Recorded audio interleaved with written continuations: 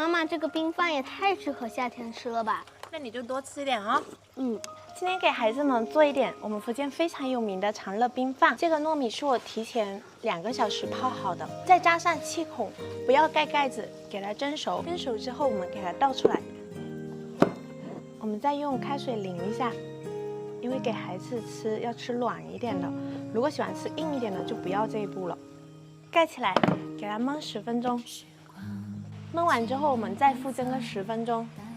放下去的时候，糯米不要去压它。现在咱们再来调一个冰饭最重要的糖水，用白糖、冰糖都可以。再来点荔枝蜜，再加入纯净水。糖水根据自己喜欢的甜度来调，把它搅化开来。接着就把它放在冰箱里面冷冻，每隔15分钟的时候给它搅一搅，就可以得到一个冰沙的效果。